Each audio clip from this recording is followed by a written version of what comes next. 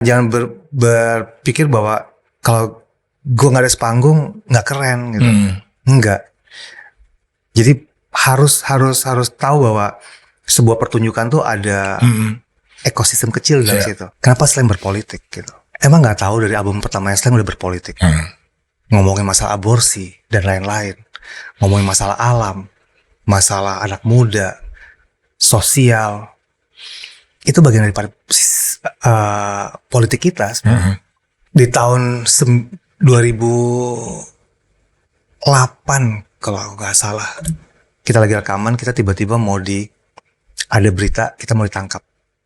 Selamat bergabung kembali di kanal YouTube Hilmar Farid. Hari ini kita akan berbincang-bincang dengan seorang yang istimewa, ya, banyak bisanya. Ya, dia musisi dan juga main film, ya, aktif juga dalam banyak kegiatan dan juga seorang pendidik, Muhammad Ridwan Hafiz atau lebih kenal dengan Rido. Rido, selamat datang. Terima kasih udah mau bergabung di kita. Thank you Bang Fai. Ya. Thank you udah diundang. Nih kita langsung mulai dari pendidikan nih, karena akan ada Hari Pendidikan Nasional kan, gitu, dan Rido juga ngajar ya di sekolah. Nah, bisa cerita nggak pengalaman ngajar gitu? Karena banyak orang tanya gitu, sebenarnya kapan sih harus mulai belajar musik, dari usia berapa gitu ya? Dan ya pengalaman selama ini ngajar di apa sih? Aku ngajar di High Scope. High Scope ya, itu level SD SMP. SD SMP. Iya. Terus Extended gimana? program. Boleh cerita soal itu ya? Jadi kalau dibilang usia awal belajar, buat aku sih kalau bisa dari masih dalam bentuk janin pun sebenarnya bisa kan? Belajar. Artinya dengar tuh juga belajar kan sebenarnya.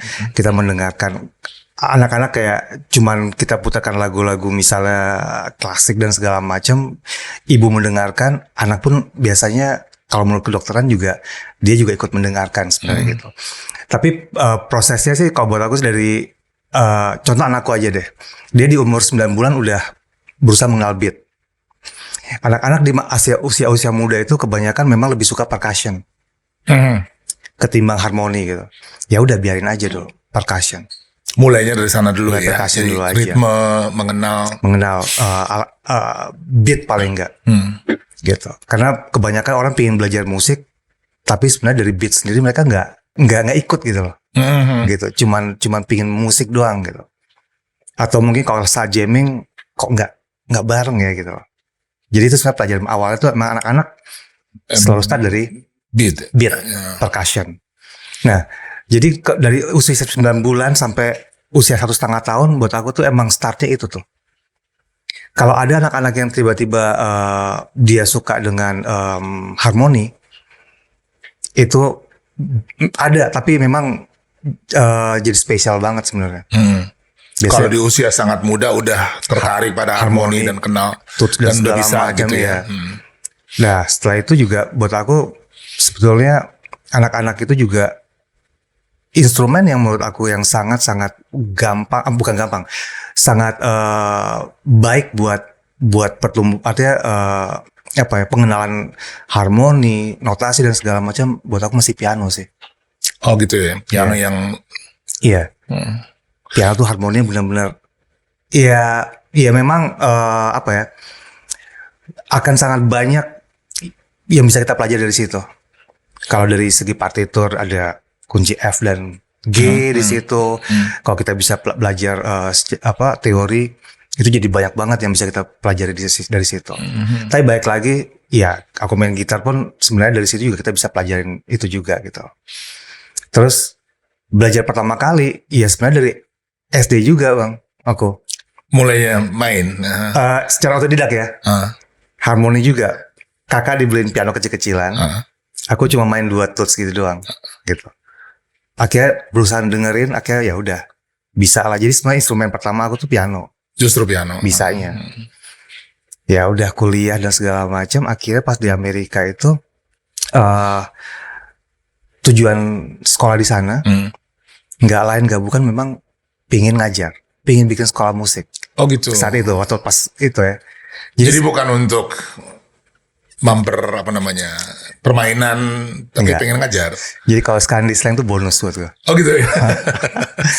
Di slang tuh bonus banget. Jadi waktu ke Amerika karena nggak tahu ya, itu kayak di usia 21, 22 tuh buat aku kayak riskan sebenarnya.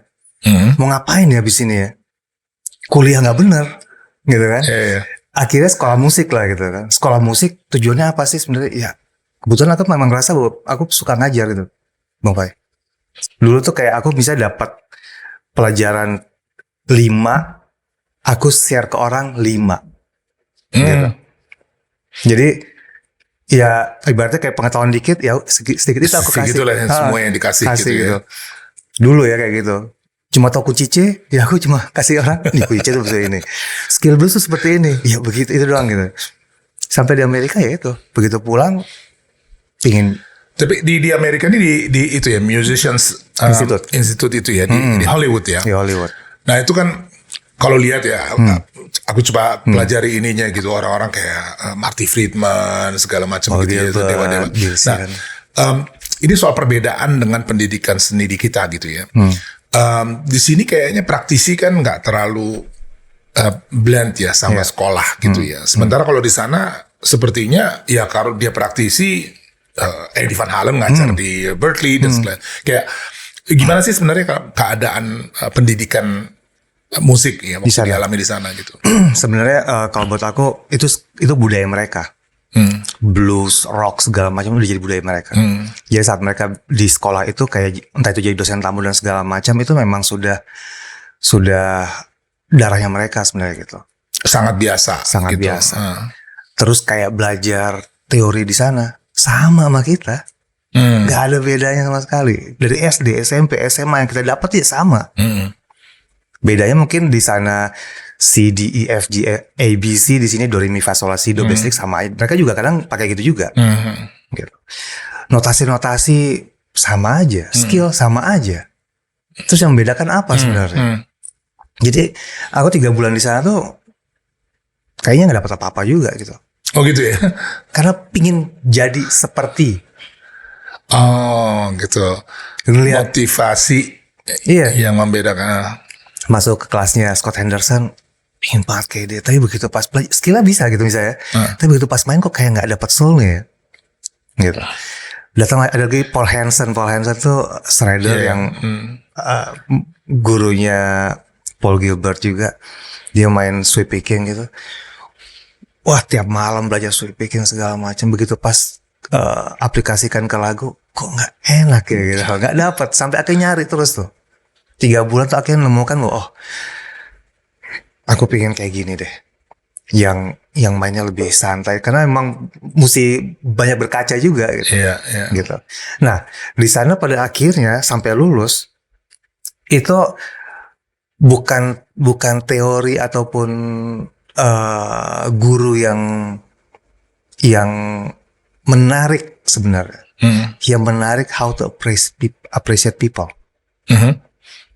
Karena kita punya stage di sana, ada stage namanya P100 waktu itu. P100 itu tempatnya semua yang bisa main situ. Musisi-musisi yang keren-keren main di situ, kita pun student main di situ. Di MI itu musisi yang maaf paling bodoh sampai yang paling jago main di situ, selesai main selalu di applause. Oke. Jadi kita tuh nggak ada rasa ciut tuh nggak ada, gitu. Apresiasi pasti. Walaupun kita cuma 4, 5 tuh kayak wow, lu mainnya gimana? Padahal sih maksudnya dia juga pasti pelajaran itu gitu. Tapi kayak wah, kayak hal yang kecil pun dikulik gitu sama mereka. Walaupun mereka juga mungkin bisa. Aku juga gitu di sana juga kayak gitu, kayak pengen tahu dia tuh kayak gimana sih mainnya. Padahal aku juga tahu mungkin siapa tahu dia punya cara lain gitu. Nah gitu-gitunya tuh Bang sebenarnya. Proses belajar bersama kayak proses gitu belajar bersama itu. Dan mereka tuh kayak kalau di sekolah tuh kayak gak pelit, ilmu tuh gak ada tuh. Mereka jelasin sedetail mungkin dan tinggal kita punya waktu apa enggak. Buat ngedengerin mereka. Guru-guru juga bukan ngomongin masalah teori aja, tapi industri musiknya, bagaimana cara kita survive di musik. Yang gitu-gitunya tuh yang menarik sebenarnya. Dan banyak dari mereka adalah pelaku ya, artinya mereka juga di industrinya jalan, terus ngajar juga jalan. Mungkin apa ya, atmosfer ya berarti ya yang membedakan gitu ya. Kita kayak berada di dalam satu ruang bersama orang-orang yang udah jadi gitu ya. Udah jadi dan mereka juga survive dan mereka juga belum tentu jalannya enak. Betul. Gitu. Ya, ya, ya. Karena ada satu guru aku tuh namanya Roy Asian. Roy Asian tuh kalau zaman dulu main at finger picking gitu. Ada TJ Helmerich juga. Jadi di kelasnya dia tuh 3 jam. Kelasnya dia. Aku berharap dia ngajarin teknik dong. Mainnya at finger, pengen tahu gimana sih. 2,5 jam hanya ngomong. Jadi kita tuh kayak apa sih sebenarnya gitu. 30 menit dia bukan ngajarin kita cara mainnya, dia cuma main sendiri aja. Tapi 30 menit 2,5 jam itu buat aku kayak jadi satu yang bikin membalikkan pemikiran bahwa musik tuh bukan cuma sekedar teknik. Iya, gitu. Nah, dia tuh ngajarin kayak gini misal dia tuh selalu nanya ke murid-muridnya dia, kamu hari ini udah bikin apa? Artinya di musik gitu. Aku baru bisa bikin intro. Mainin intronya. Mainin. Kamu bisa bikin apa? Aku baru bisa bikin ref. Gimana? Jadi kita disuruh terus-terusan disuruh bikin karya. Gitu. Sampai akhirnya dia bilang orang yang sukses sebetulnya satunya ada orang yang bikin karya. Dia bilang gitu. Terus kita selalu bilang, kamu coba deh jalan di Hollywood Boulevard. Ketemu sama orang-orang di situ. Tanya, lebih ngetopan saat itu ya Joe Satriani atau Kurt Cobain. Pasti orang-orang lebih kenal Kurt Cobain. Ya. Walaupun sama-sama bikin karya, tapi karyanya Kurt Cobain itu beda karena dia lebih ada pop culture-nya. Gitu. Sementara kalau Joe Satriani lebih ke instrumentalis kan gitu ya. Jadi ya tinggal pilih. Kamu pingin seperti itu atau pingin make money atau ya memang cuman ekspresi kita doang gitu. Pikir-pikir benar juga ya. Karena sampai sekarang pun sebenarnya orang-orang di luar negeri yang bikin lagu gitu ya. Ya dia satu lagu dia bisa hidup sampai lama kan gitu kan. Betul. Nah. Dan itu juga sebenarnya perbedaan ya. Ini cerita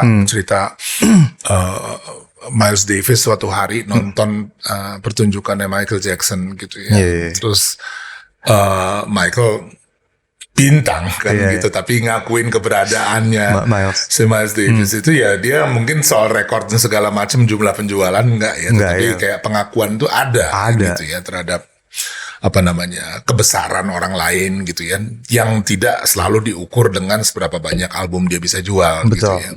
Di kita gimana sih itu? Di kita sekarang lagi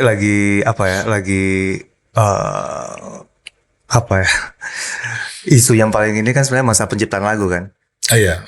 Nggak boleh nyanyiin ini, nggak boleh itu segala macam. Itu sebenarnya masalah sistem kalau buat aku sih gitu loh. Nggak ada yang kegagalan tuh kegagalan sistem buat aku gitu. Dari sistem ekosistemnya sendiri itu kita baru mulai lah ibaratnya gitu. Merapikan itu ya. Kayak hak cipta terus. Bener. Kayak turunan dari hak cipta itu, ya, itu kayaknya kadang-kadang masih ada kegamangan ya. Masih banyak kegamangan dan ketidakjelasan kalau buat aku, gitu. Karena mungkin aku juga nggak terlalu tahu secara hukumnya itu, tapi atas dasar masih bingung atas dasar apa sampai nggak boleh kita menyanyikan itu, gitu. Oke lah itu masalah ciptaan dia, tapi kalau saat udah dipublikasikan sejauh mana kita nggak boleh. Berarti sebenarnya personal kan. Kalian boleh nyanyiin lagu saya, Bang Fai nggak boleh. Berarti jadi, aku ada hubungan personal dong. Kenapa yang lain boleh, Bang Fai nggak boleh? Berarti ada hubungan personal. Padahal hukum harusnya berlaku general kan misalnya semua. Ya itulah masa kayak gitu-gitu sebenarnya yang masih jadi ganjalan di industri kita ya. Tapi maksudnya perpindahan antara kalau aku bilang analog dan digital, analog tuh ibaratnya kayak ya CD, kaset, vinyl ke platform digital sampai sekarang ini, jelas pasti ada cara mengupdate cara untuk pengkolek masalah royalti itu sendiri. Nah itu aku rasa di Amerika pun masih tetap dalam proses gitu. Hanya kita memang masih sangat-sangat start baru banget sih gitu. Industri kita yang untuk membenahi. Dan juga kayaknya pengaruh dari perubahan teknologi juga besar ya. Kalau Kalau dulu orang jualan kaset, CD mungkin jauh lebih mudah ngontrol ya. Kalau sekarang kita bahkan nggak tahu Spotify berapa sih sebenarnya yang dengerin kita gitu ya. Kacau sih sebenarnya kalau buat aku. Gitu ya. Iya, karena Spotify, YouTube sendiri kalau aku dengar sebenarnya untuk kita sendiri beda income-nya ketimbang di luar negeri kan. Oh, Let's say YouTube aja deh. iya. Income-nya kita di Indonesia sama beda di luar negeri beda. Baik lagi sebetulnya ada kita butuh regulasi ataupun ininya pemerintah buat Kepastian soal itu ya. kepastian itu dan nge-push sebenarnya platform-platform digital yang ya name it seperti YouTube ataupun let's say Spotify untuk apa ya? Iya harusnya sama gitu sistemnya gitu. Jadi beda. Misalnya sekarang apa contohnya? Misalnya musisi di Ya dari nominal aja kamu tahu kayak gitu. itu jumlahnya beda. Beda. Yang diberikan ke kita sama musisi dari luar. Ya. Lebih karena maksudnya di sananya ya. Regionnya misalnya Amerika ya sama Indonesia beda. dan lebih karena di sana mereka punya mekanisme, regulasi, aturan dan seterusnya gitu ya. Sementara kita masih kosong gitu ya atau masih sangat kurang. Masih gitu sangat kurang dan sebenarnya kan mereka yang bikin. ya. Kalau pemerintah bisa nge-push itu sebenarnya menurut aku ya harusnya mereka juga pasti bisa ikut juga gitu. Ya. Gitu. Itu isu yang sekarang ini cukup menonjol. Salah satunya gitu itu. ya. Salah satunya itu. Jadi orang udah capek mencipta, terus Iya benar. memproduksi gitu, tapi akhirnya di distribusinya banyak sekali hilang gitu ya. Hilang. Dan nggak return gitu. Jadi kayak sekarang tuh banyak juga orang-orang yang cuman musisi-musisi yang berkarya. Tapi kalau kita tanya gimana income-nya? Udahlah nggak usah terlalu pikirin itu deh.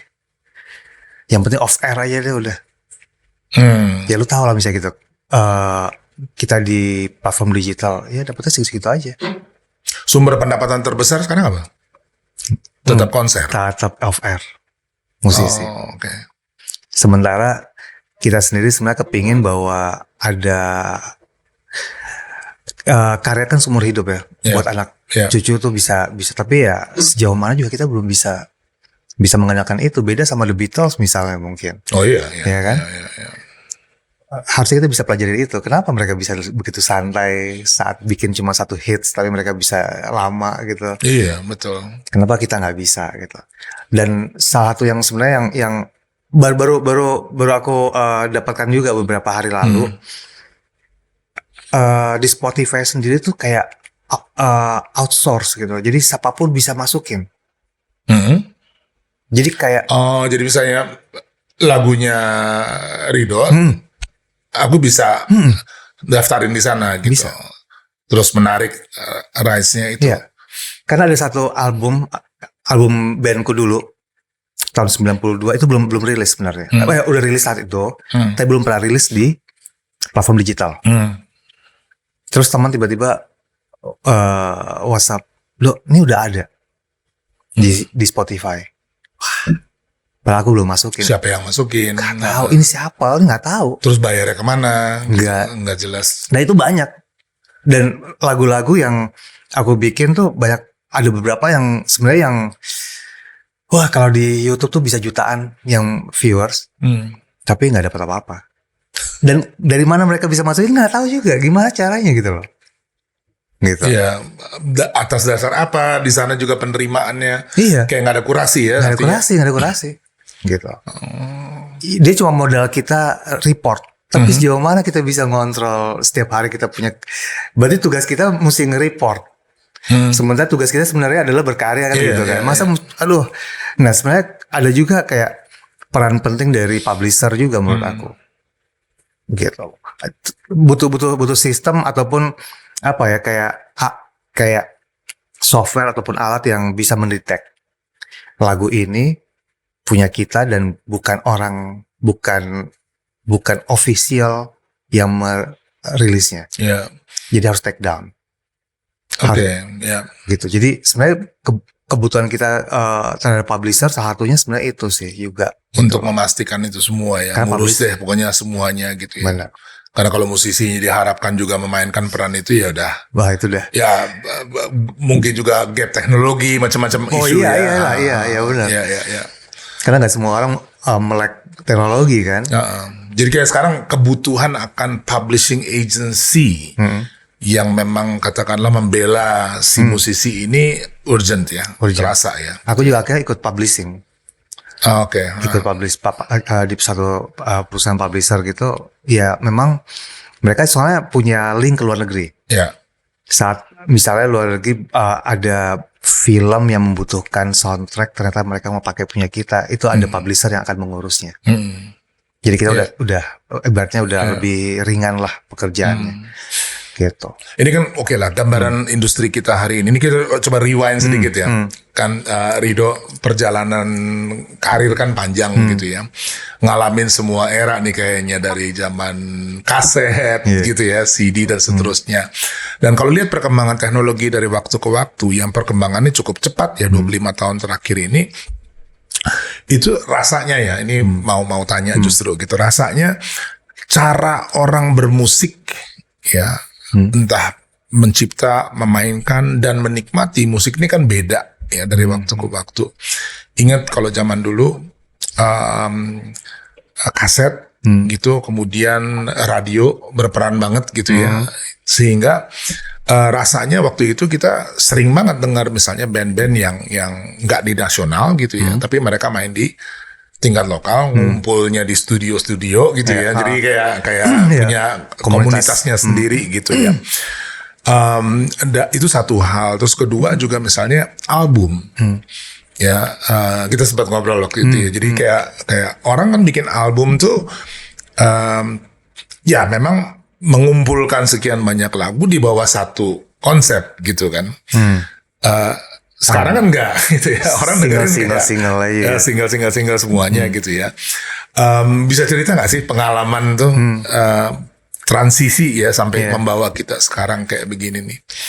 Zaman itu, zaman 90-an tuh kaset bener-bener, terutama musik Indonesia 80 akhir 90 musik Indonesia bener-bener tuan rumah ya sampai sekarang sih sebenarnya, tapi udah startnya dari situ. Kalau kita pernah tahu pop kreatif dan segala macam ya Faris RM dan lain-lain gitu. Itu prosesnya analog. Rekaman pun analog. Kalau kita lihat dari sistemnya saat itu, di mana kalau kita ngomong ekosistem dan lain-lain, kita masih butuh yang namanya label. Label itu yang jadi perantara kita untuk ya kita kontrak atau enggak kita jadi cuman titip jual, titip edar gitu. Saat itu kerajaan label tuh benar-benar, ya kalau kita ngomong kerajaan tuh, label tuh jadi sebuah kerajaan yang wah udah deh, kuasa banget lah, kuasa banget. Ya saat itu kita benar-benar diatur. Kalau musisi yang nggak punya background kuat ya, bukan kayak musisi yang udah punya nama. Kalau yang baru-baru tuh pengalamanku kayak kita diatur harus seperti ini. Bikin musik seperti misalnya tahun 90-an, kamu bikin lagu kayak God Bless dong, misalnya gitu. Jadi kita harus dibikin seperti itu. Jadi hampir mirip-mirip semua. Sampai segitu ya? Sampai segitu. Intervensinya. Ini nggak hits lagu ini. Kamu bikin yang seperti ini. Padahal kalau setelah aku pelajarin, nggak ada tuh teori bikin musik lagu yang hits tuh nggak ada. Itu di bawah sadar semua gitu loh. Jadi kalau saat itu ya gitu, kita disuruh bikin seperti itu. Terus udah gitu bentuknya kaset dan anak-anak saat itu, musisi saat itu di zaman itu kaset tuh jadi apa ya? Jadi barang ataupun barang yang benar-benar mencerminkan gue identitas gitu. Iya kan? Dengerin ini enggak? Kadang-kadang kalau mau denger entar dulu, gue mesti dengerin dulu nih gitu kan. Kalau sekarang kan kayak enggak, ya udah gitu aja. Terus kita pasti ngelihat yang namanya cover. Iya gak sih Bang? Penting banget ya cover. Penting kan? Ya. Udah gitu baca di dalam dong. Iya. Apa sih isi dalam itu? Jadi kalau kita beli kaset, aku dulu kayak ke Duta Suara. Sebulan tuh punya jatah beli 10 kaset. 8 kaset itu yang aku tahu bandnya. 2 kaset yang covernya menurutku menarik. Oh gitu ya caranya. 60% gagal sih. Bagus di cover tapi sebenarnya isinya biasa aja. Tapi banyak juga yang keren-keren. Nah, cover itu kadang-kadang bisa ada credit title. Ya.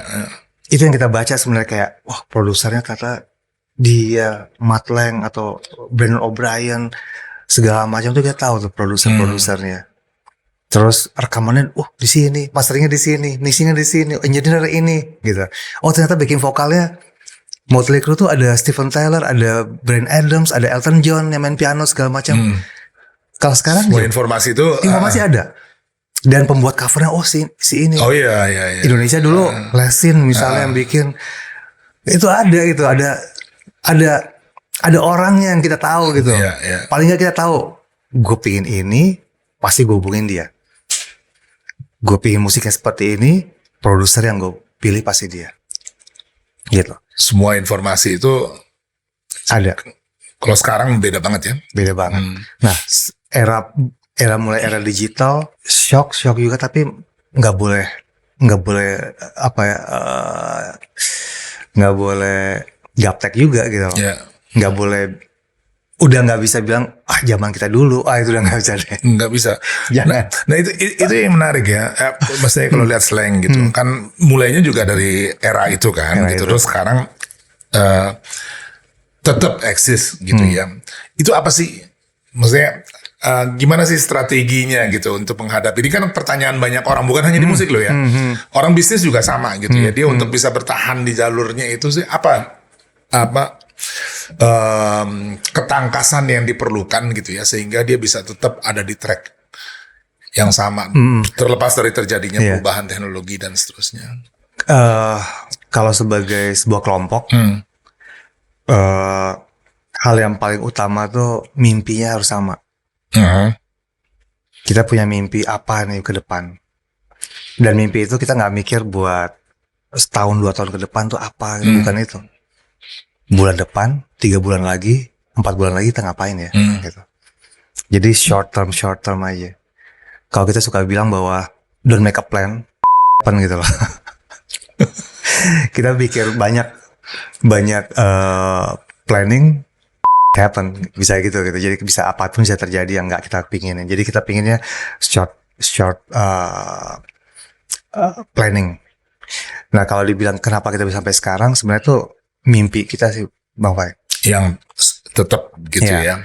Dan orang-orang selalu bilang bahwa sebuah kelompok kelompok musik tuh nggak butuh leaders. Ternyata butuh leaders. Dan di slang bimbing leaders kita. Mungkin orang bilang, wah kita kan mesti bareng-bareng. Iya bareng-bareng. Tapi tetap harus ada. Sebuah kesebelasan gitu ya. Aja punya captain di lapangan. Apalagi nama sebuah berkelompok. Ya kenapa kita bisa sampai sekarang? Karena kita punya leaders, kita punya mimpi yang sama. Itu yang mendasari kita kenapa sampai sekarang masih bisa terus ada eksis. Terlepas dari itu sebenarnya berkarya. Kita nggak pernah stop berkarya. Karena tugas kita ya nggak ada yang lain selain berkarya. Karena musik-musik kita dikenal. Karena aku punya teori gini, saat kita memainkan bisa sekarang kita mainin 50% aja musik kita yang dulu, buat aku kita udah jadi nostalgia tuh. Makanya kenapa kita pengen bikin lagu terus. Jadi setiap main tuh paling enggak harus ada yang baru kita bawain. Walaupun mereka bilang nggak suka itu masalah selera. Makanya aku juga udah di luar udah nggak terlalu mikirin lah. Ada orang bilang bahwa suka slang yang zaman dulu, slang sekarang suka, ataupun slang aku lebih suka album-album yang ini sekarang slang udah nggak terlalu ini segala macam, nggak apa-apa. Itu selera buat aku. Gitu. Dalam arti kayak kita ke restoran pun gitu kan, sekian banyak menu. Ya nggak semua makanannya kita suka. Gue pengen pilih ini, ya udah nggak apa-apa. Hari ini besok bisa lain gitu ya. Betul. Jadi nggak masalah dengan itu. Tapi yang penting jangan stop berkarya buat aku gitu. Kuncinya itu. Tapi tadi menarik ya. Jadi lebih pilih untuk short term planning itu sehingga mau nggak mau terus menerus diskusi gitu ya soal apapun. Dari masalah kita, kita baru ngeluarin album. next kita mesti ngapain ya? Coba kita bikin program ini misalnya, ataupun kita coba bikin tour dengan konsep seperti ini gitu. Itu yang kita jadi bahan obrolan gitu. Tapi berarti kan kolektivitasnya cukup kuat gitu ya di sebagai grup gitu ya. Artinya kan kalau misalnya kita lihat ada banyak musisi yang punya banyak project ya. Rido juga punya banyak project gitu ya, sendiri-sendiri gitu. Tapi ketika berkumpul di dalam konteks band ini lain ya. Artinya ini udah ngomong soal identitas sebagai beda. Jadi ya aku senang tuh di Slang tuh kita ngebebasin buat yang lain bikin proyek apapun. Tapi saat Slang manggil, kita pasti pulang. Oke. Itu rumah kita gitu. Jadi itu yang bikin kita jadi refresh sebenarnya. Betul. Saat keluar kita bertemu dengan banyak orang, ketemu dengan banyak karakter dan segala macam. Begitu pas balik ke Slang tuh kayak lebih fresh malah. Tau gak, gue ketemu orang yang bisa mainin ini loh. Ini kalau kita ajakin kolaborasi bareng seru banget. Oh ternyata ada yang bisa main harpa, keren banget nih. Di daerah loh, di kampung segala macam, tapi dia bisa main. Kita harus ajakin mereka tuh. Jadi itu yang terus menerus diperkaya justru ya gitu ya. Justru keluar itu yang bikin kita jadi kayak, ya bayangkan kalau misalnya anak di kurung di rumah terus ya stres gitu. Tapi harus tahu diri juga gitu. Saat Slang memanggil ataupun rumah memanggil, datang. Itu udah jadi komitmen sebenarnya. Itu komitmen yang nggak tertulis tapi kita jalanin sebenarnya. Itu nggak ada hitam di atas putih harus kita tanganin, nggak ada. Tapi emang tumbuh karena ada kebersamaan itu ya. Pada akhirnya gitu sih. Ya, jadi maksudnya bukan kayak janjian atau terikat kontrak segala macam gitu ya. Tapi dan itu memang maksudnya justru itu tuh pengalaman waktu awal mulai gitu ya, bermusik dengan cara yang berbeda. Dengan cara yang masih sangat kolektifnya kuat gitu ya. Itu kayak terus terbawa kan ya. Terus terbawa. Sampai sekarang justru sampai sekarang ini aku ngerasanya kayak kalau dibilang we are family ya kita family.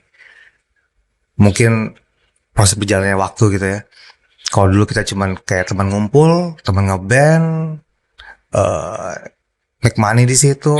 Sekarang udah buat aku kayak beyond itu gitu. Udah ya bukan lagi itu ya. Bukan lagi itu. Jadi kita punya planning, kita punya rencana-rencana, mimpi-mimpi yang lain yang menurut aku kayak wah ini seru kita kerjain. Gitu. Dan saat kita bersama kita kuat gitu. Gitu. Aku kebayang kayak gitu. Tapi kalian sering ini gak sih misalnya kayak spending time bersama-sama tapi bukan untuk urusan musik. Kayaknya kan pada doyan diving, jalan apa segala macam itu. Kita justru punya konsep bahwa kebersamaan tuh nggak harus selalu bersama-sama. Oke. Kita berantem, bisa jadi konflik. Tapi kita kalau orang bilang kita harus barengan terus, wah itu berantem tuh. Kita konsep kita kebersamaan tuh nggak harus bersama-sama. Tapi kalau kayak diving, memang karena aku sama kakak yang sering diving, jadi kita suka kontak-kontakan kayak gue mau kerja 4. Ada slot ini segala yuk bareng yuk. Bareng ya ini aja insidental aja ke bandar ke semacam itu bareng. Tapi kalau yang secara bersama-sama itu enggak ya. Tapi kalau kita ngumpul di studio itu misalnya 7-8 jam lah ya, itu mungkin 5 jam tuh kita bercanda aja, selebihnya baru kerja atau latihan 2 jam gitu. Bisa jadi 1,5 jam kita bercanda ya. Iya. Ngomongnya pokoknya udah yang ini aja gitu. Nah, tapi ada hal yang menarik kayak pembuatan album kemarin misalnya.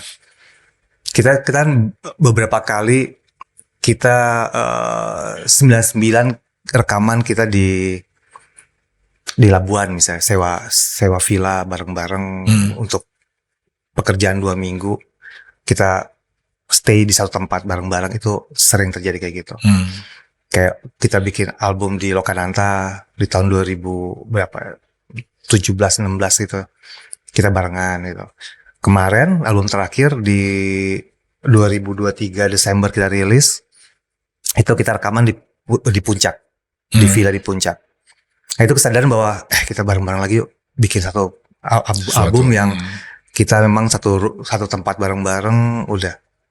Dan itu Itu kayaknya album tercepatnya Slank tuh, Bang Fai. Oh itu ya?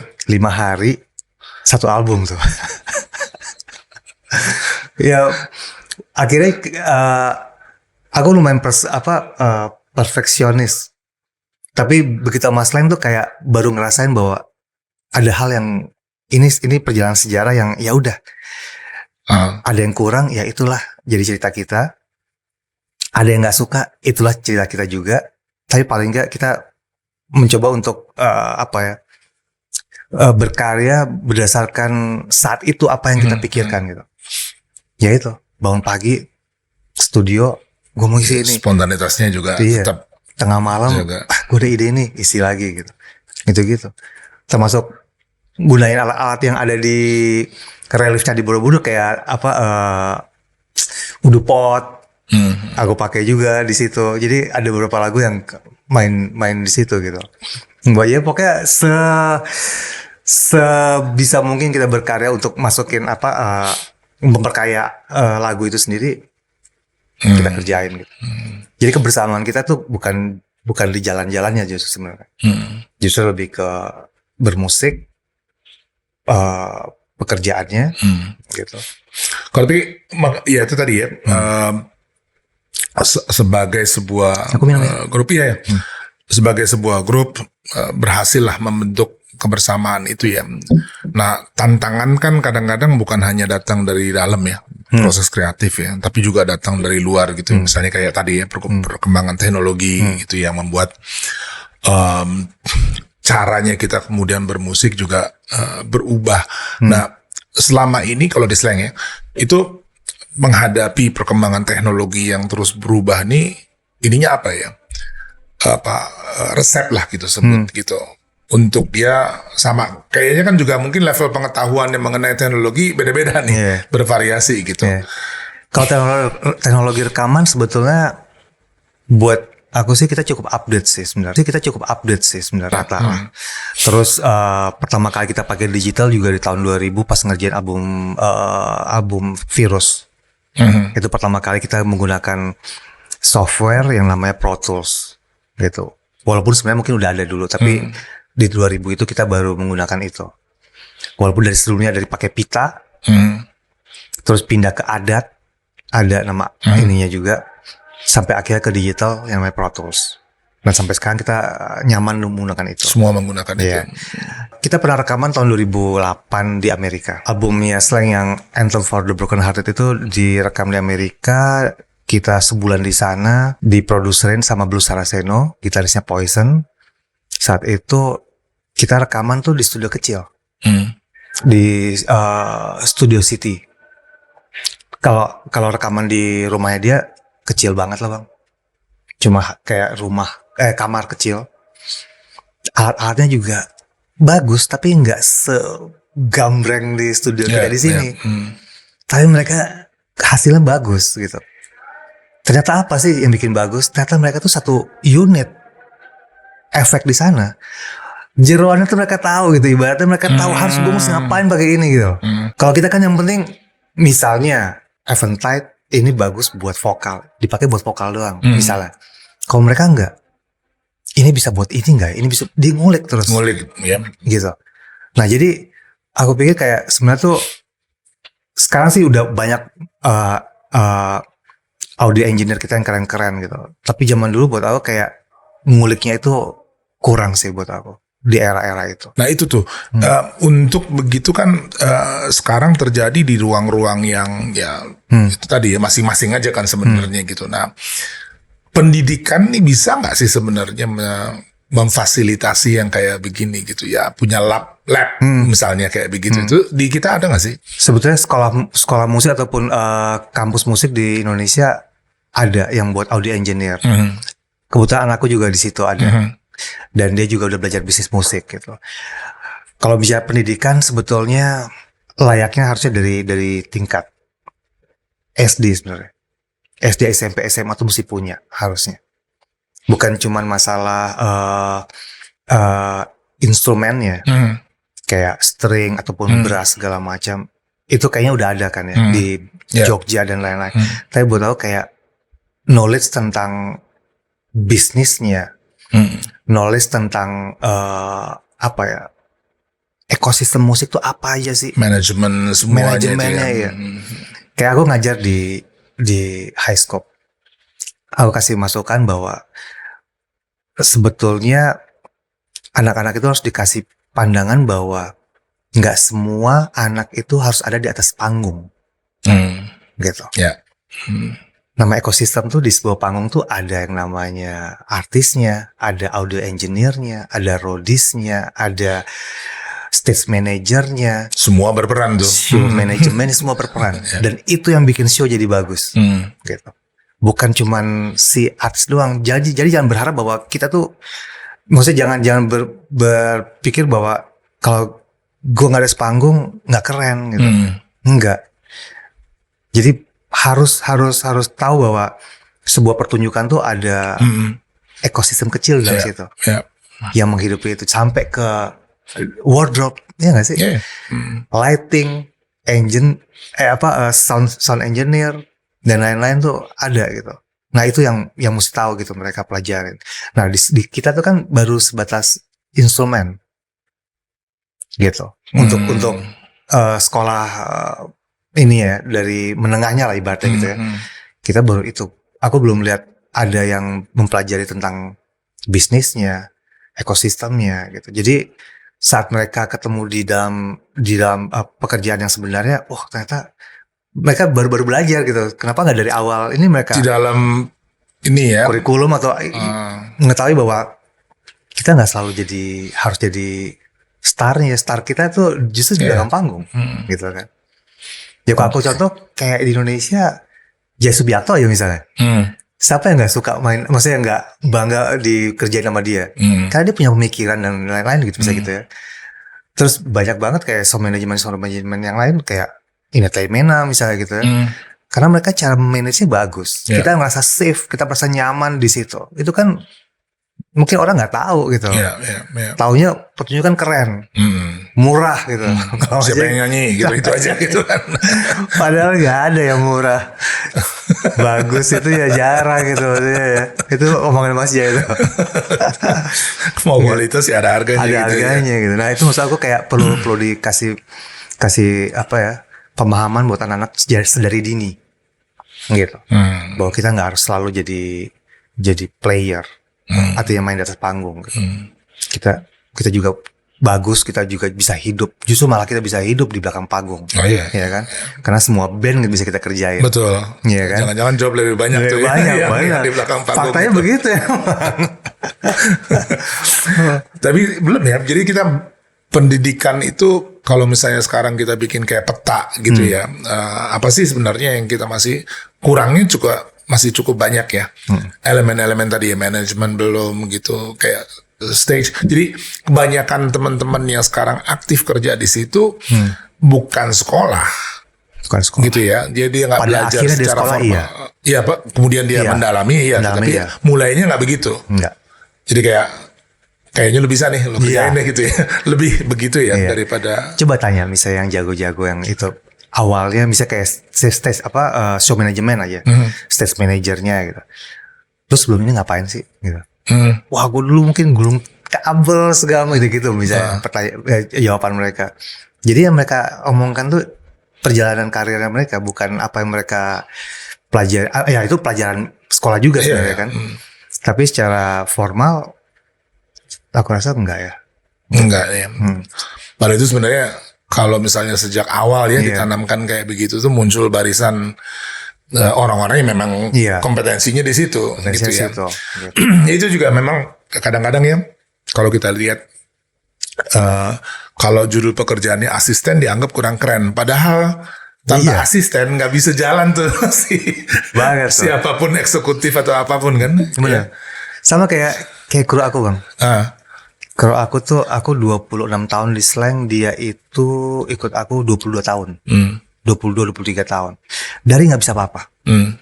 Aku kasih tahu cara routing efek seperti apa. Ampli cara matiinnya kayak gimana. Pokoknya semua aku kasih tahu.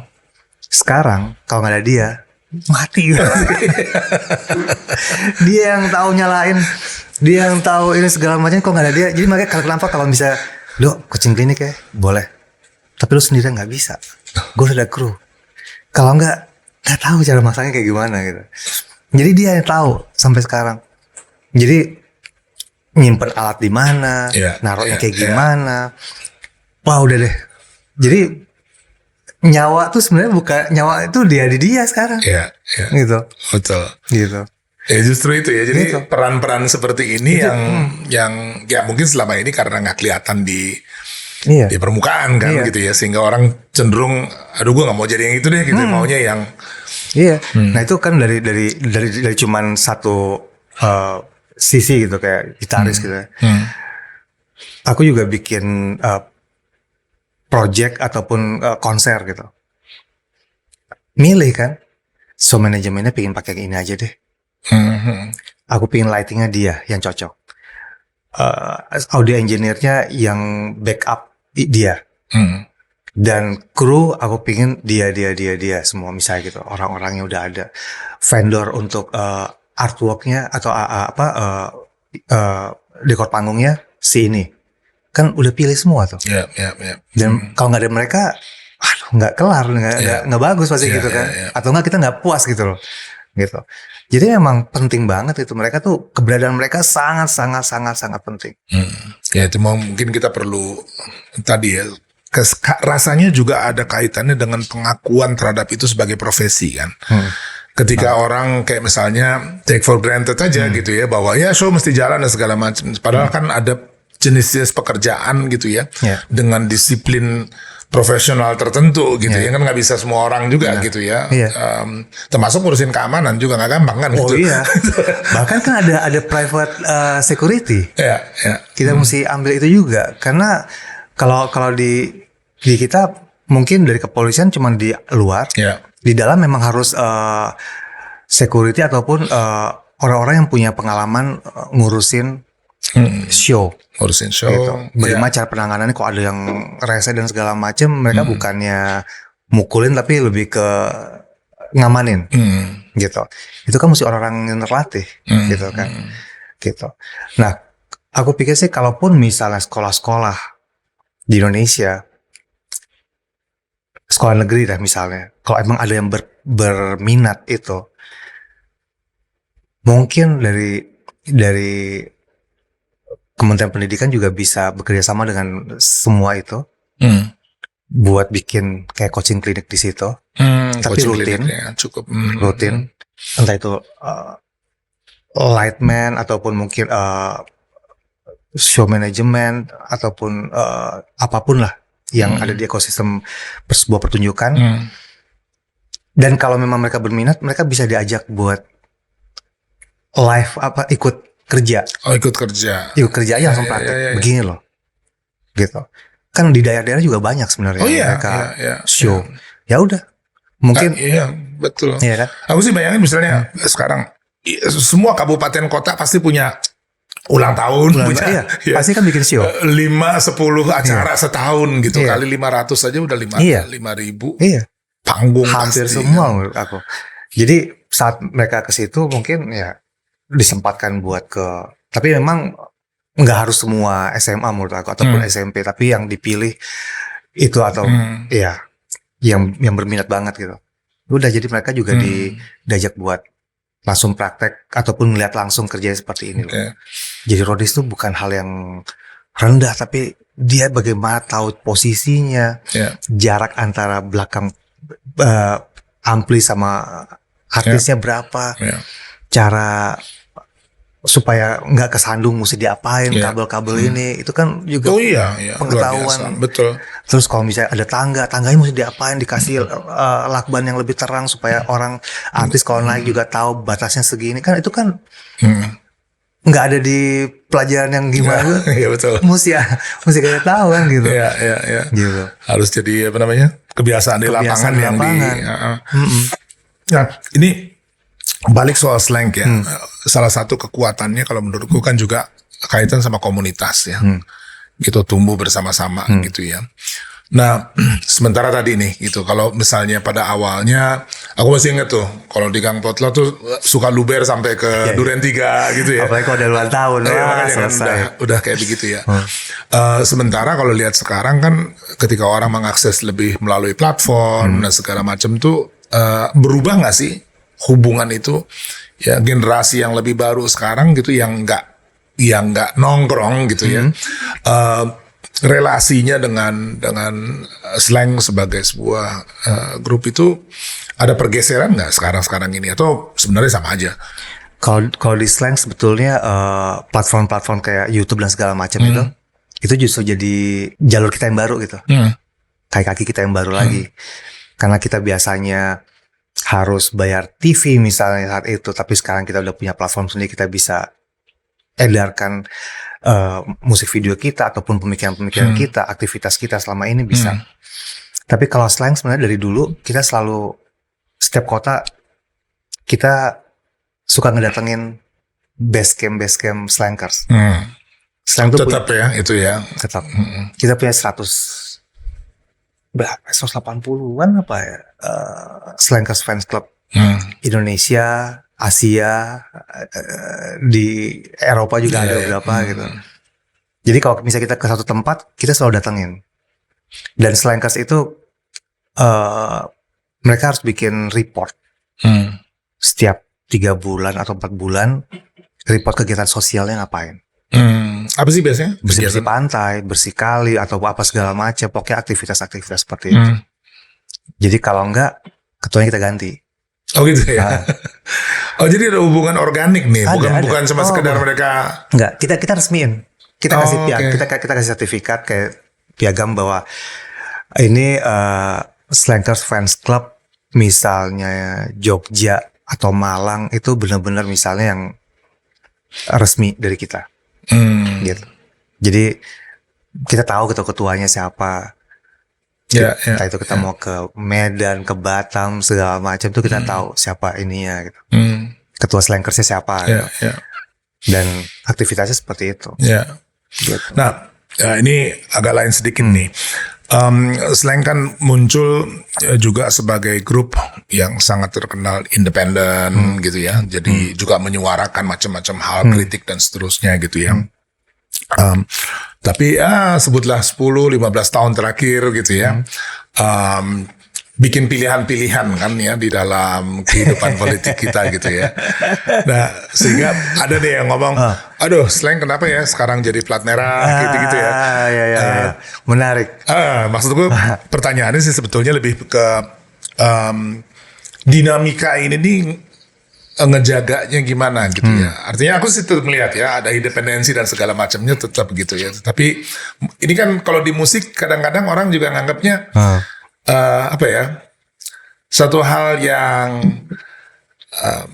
ya sulit gitu ya. Orang kayak kemudian bikin pilihan gitu ya, tetapi tetap bisa menjaga tuh mengelola itu tuh bagaimana? Oke, mesti hati-hati nih bicara.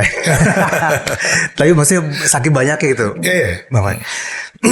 Pertama, orang-orang kalau bilang slang berpolitik, kenapa slang berpolitik gitu? Emang nggak tahu dari album pertamanya slang udah berpolitik, ngomongin masalah aborsi dan lain-lain, ngomongin masalah alam, masalah anak muda, sosial, itu bagian dari politik kita sebenarnya.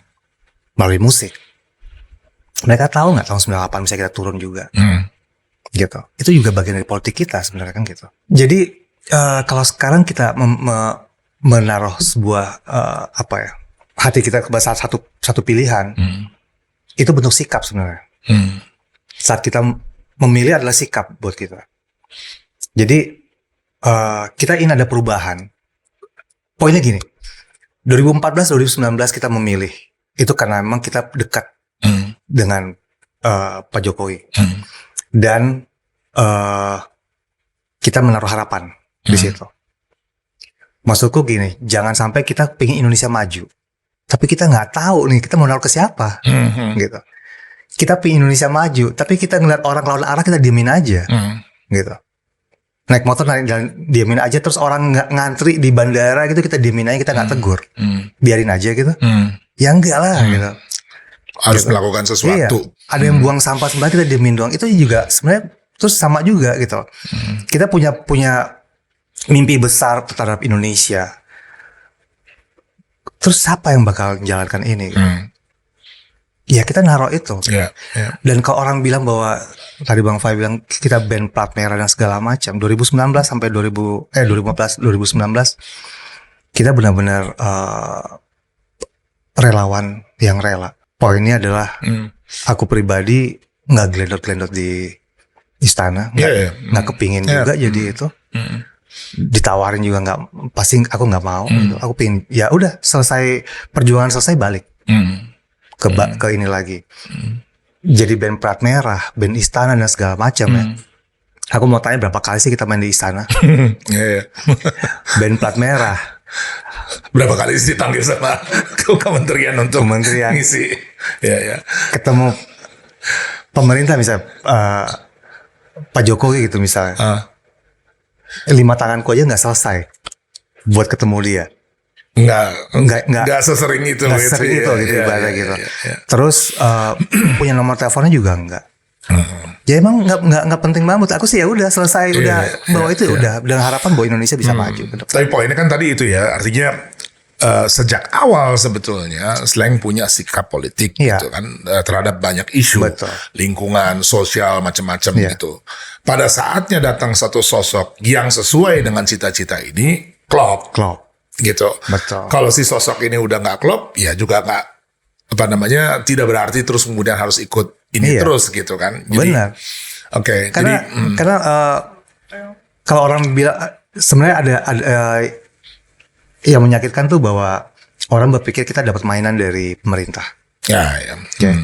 Kalau saya mau bilang bahwa rumah saya pun masih cicilan bank, mobil masih nyicil, gitu. Jadi emang nggak dapat benefit lah gitu dari hubungan itu. Benar. Gitu ya.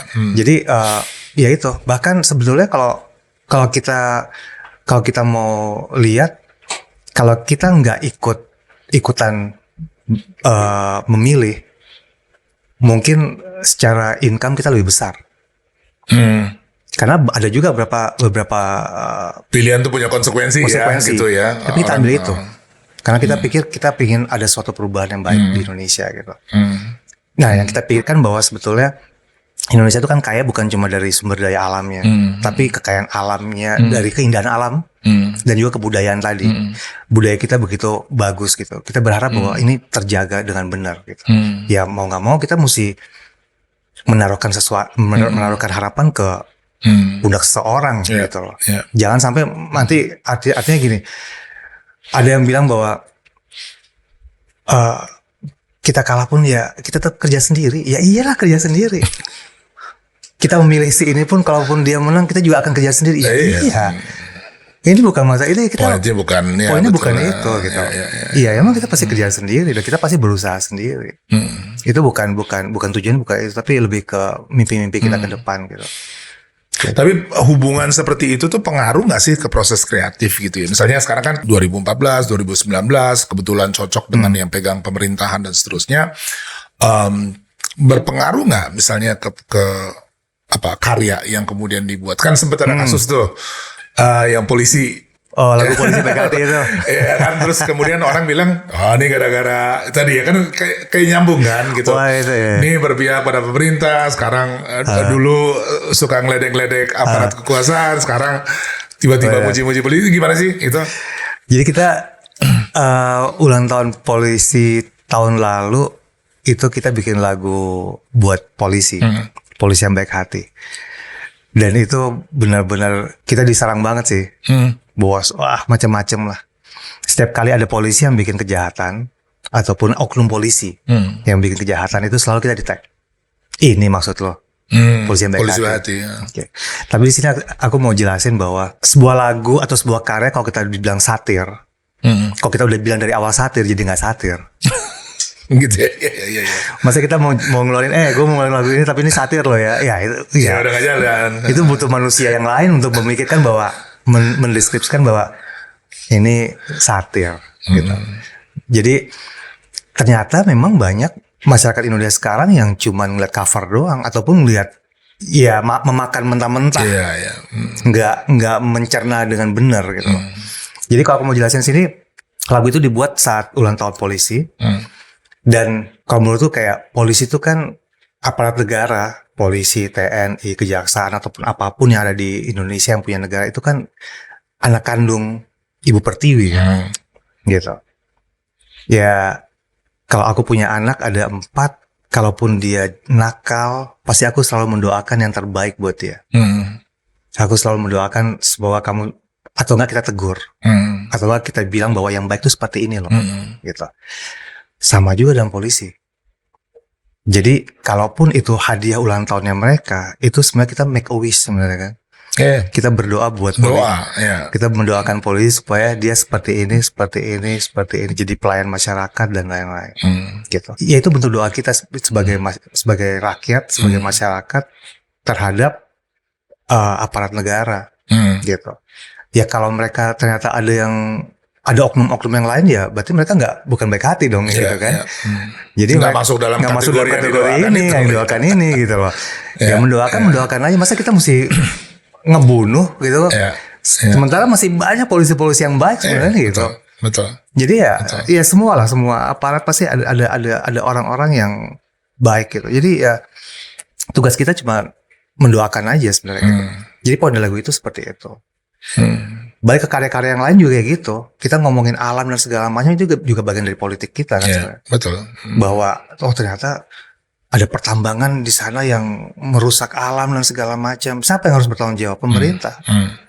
Ataupun pemerintah daerah di situ. Terus kita mesti diam aja ya? Enggak juga. Anak-anak sekarang juga yang dulu-dulu merasa relate dengan lirik lagunya. Karena apa? Karena kita juga ngedengerin mereka bahwa ada hal-hal yang mereka ceritakan, dan itu jadikan lagu, dan itu sebenarnya bagian daripada proses kita mendengarkan, dan itu bagian dari cara kita berkarya. Itu ada unsur politiknya juga di situ loh. Dan aku mau bilang bahwa sebenarnya kita nggak boleh merem politik juga. Kita harus melek politik, karena kita kalau nggak berpolitik ya kita jadi hambar kalau buat aku gitu loh. Selama ini pernah dapat masalah nggak sih? Kayak misalnya ngeritik, ya kan nggak sekali 2 kali ngeritik kan? Gitu. Oke. Seru nih. Slang tuh udah sering banget di band. Oke. Satu itu. Terus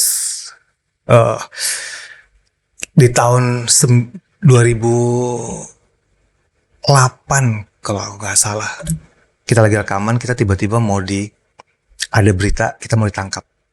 Ada lagu judulnya Gosip Jalanan. Sementara Gosip Jalanan itu dibikin, aku lupa tahun berapa. Pokoknya sekitar tahun 2002 atau 2003 atau 2004. Sebelumnya. Tapi baru ngetop di tahun itu. Artinya Senayan baru sadar bahwa kita punya lagu itu. Ya kita bilang bahwa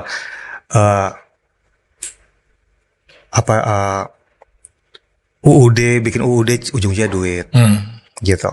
Pokoknya semua gosip jalanan yang ada di situ diangkat di dalam lagu ya. Pernah nggak dengar teriakan Allahu Akbar? Kerjaannya namparin orang misalnya gitu. Ya itu kita lihat semua gitu kan gitu. Ya hal seperti itu yang akhirnya kita dibilang mau ditangkap tuh. Oh gitu ya, sampai begitu. Mau ditangkap. Sampai aku udah bilang ke Oni, kayaknya gue ntar malam gue bakal di ini nih situ, soalnya DPR udah pokoknya komplain lah gitu dengan lagu itu, ngomongin masalah korupsi dan lain-lain gitu. Akhirnya lagi-lagi Tuhan berbicara bahwa di malam itu, kalau Bang Fai masih ingat, ada satu anggota DPR yang ketangkap, suaminya Christina. Muhammad Amin ya waktu itu ketangkap, langsung hilang. Iya kita maksudnya ya emang itu kan emang yang kita suarakan memang apa yang ada di masyarakat. Jadi hal seperti itu. Yang kedua lagi, kita sempat 2 tahun nggak bisa manggung, Bang. Nggak bisa manggung. 2008 sampai 2010 kalau aku nggak salah. Itu gara-gara cicak buaya. Oh, dampak itu ya. Kita kan pro ke KPK. Mau di iyain atau enggak, tapi faktanya 2 tahun kita nggak bisa manggung. Orang nggak mau nggak mau ngajak kita. Nggak mau ajak. Jadi kasusnya adalah yang bikin orang nggak mau tuh saat kita main sampai ke suatu tempat, izin keramaian kita dicabut. Rugi dong. IO dan promotor. Akhirnya itu terpublikasi ke daerah-daerah. Mereka semua dengar terus udah jangan ajak slang. Bahkan kita pernah zamannya ISL dulu, Indonesia Super League, yang dualisme PSSI. Kita main di Solo pembukaan. Pak Jokowi masih jadi wali kota. Alat udah terpasang, kita nggak boleh manggung. Sementara Kapolda ikut nonton sama kita di situ. Gitu. Nah itu kayak gitu-gitu kan maksudnya kayak hampir 2 tahun kita nggak bisa manggung. Dan aku jadi tukang mebel akhirnya. Belajar fotografi dari situ. Untung masih masa jeda itu. Belajar fotografi dari situ, jadi tukang mebel, udah gitu coaching klinik lagi gitu. Tapi ya emang harus jalanin gitu. Mau gimana lagi? Anak udah 4. Mesti sekolah semua gitu kan. Siapa yang mau sekolahin kan gitu. Sampai aku suka berkelakar waktu masih ada Twitter. Aduh, kalau bisa ada rantangan dari kepolisian sih boleh juga ya. Nah, kita harus makan gitu. Betul. Tapi gimana? Saya pada akhirnya pandemi kemarin buat aku kayak aku pernah nanya ini deh, pernah mengalami ini, tapi kali ini bukan cuma slang, satu dunia semuanya ngalamin hal yang sama. Oke. Terakhir nih, ini sebetulnya soal harapan ya ke depan gitu ya, karena kita diskusi panjang bahwa dari segi ya industrinya bertumbuh gitu ya, tapi kita punya banyak nih pengalaman dan kebutuhan ya ke depan gitu. Nah, bukan mau proyeksi gitu, tapi ke depan nih gimana sih sebenarnya gitu ya, dunia musik kita bukan hanya industri ya, tetapi juga tadi ya pendidikan dan segala macam tuh, agar potensi yang sebenarnya luar biasa di kita ini betul-betul bisa kayak berkembang gitu. Apa aja sih yang diperlukan gitu? Kalau dari segi musisi sih, aku ngebayangin kita butuh ada union artist ya. Di Amerika pun ada union artist ya. Slang juga waktu itu pernah tour Amerika. Dan kita harus bayar dan saat kita main di sana kita butuh lawyer imigrasi. Kita butuh bayar ke union artist di Amerika. Alasannya adalah kalau ibaratnya petak sawah, kita lagi pakai sawahnya dia dikit. Betul. Gitu. Nggak mahal, tapi kita ada yang harus kita kontribusi. Kalau di Indonesia sekarang orang luar main di kita ya seenak-enaknya aja gitu, karena kita yang bayar mahal, dia malah. Kita bayar mahal kita nggak dapat apa-apa. Nah itu butuh orang-orang yang punya kompetensi buat bikin itu dan memikirkan bahwa ini ada satu bidang keahlian yang cukup menghasilkan. Kita juga bukan nggak membayar pajak, kita bayar pajak juga yang lumayan gede. Nah itu dikelola harus benar gitu. Jadi ekosistemnya ini, kalau kita mau ekosistem, iya emang harus dipersiapkan benar-benar gitu. Yaitu kesadaran kita bahwa banyak orang yang terlibat di situ. Bukan cuma pencipta lagu, bukan cuma musisi, tapi ada orang-orang yang di belakang itu yang mensupport kita supaya kita bisa lebih sebuah band, sebuah pertunjukan jadi lebih bagus gitu. Kalau di sekolah-sekolah sendiri sih buat aku lebih concern sebenarnya lebih ke musik tradisional. Gitu. Kebudayaan penting banget gitu. Karena guruku di Amerika pernah bilang bahwa Indonesia tuh sama kayak Brazil yang main bola. Kalau ibaratnya kalau orang Brazil lahir bisa main bola katanya. Kalau kita lahir bisa musik. Contohnya apa? Percussion dia bilang. Percussion tuh dari Aceh sampai Papua ada. Dan setelah aku perhatikan di slang, setelah di slang tuh baru ketahuan bahwa setelah jalan-jalan ke daerah, iya ya. Kita punya hampir semua percussion ada di Indonesia, walaupun dia terinspirasi dari negara-negara lain, tapi akhirnya udah jadi milik kita sendiri. Nah itu kalau itu hilang apa gitu? Menariknya kita, keindahan alam udah harus dijaga benar-benar dan kebudayaan kita, karena kita beragam banget kan. dibanding negara-negara tetangga kita yang masih satu rumpun, tapi kita punya banyak kebudayaan kita yang beda gitu. Dari Sumatera lebih ke Melayu, Kalimantan yang berbeda lagi, ada Mongolnya, ada Cinanya, Jawa, Kepulauan Jawa juga beda gitu. Sulawesi sampai ke Malaysia di Ambon, Papua dan lain-lain. Itu kan kekayaan kita yang sama sekali nggak dimiliki negara lain gitu. Dan anak-anak sekarang perlu tahu itu. Maka aku bilang kayak di sekolah juga gitu. Kasih waktu 10 menit buat anak-anak itu mengenal alat musik tradisional kita. Paling nggak tahu gamelan itu diapain sih. Dipukul kayak dipetik atau apa. Bunyinya seperti ini. Rebab seperti apa. Harpa seperti apa. Sape seperti apa. Paling nggak mereka tahu dulu bahwa alat musik ini dari sini. Bentuknya seperti ini. Cara mainnya seperti ini. Dan soundnya seperti ini. Gitu. Kalau hilang semua udah selesai kita udah bang.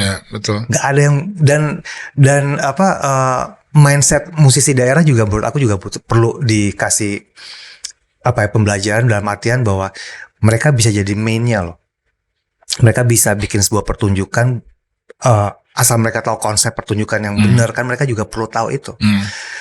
Mereka bisa ajak musisi-musisi lain buat jadi bintang tamunya mereka, bukan kita yang ngajak mereka sebagai bintang tamu kita gitu.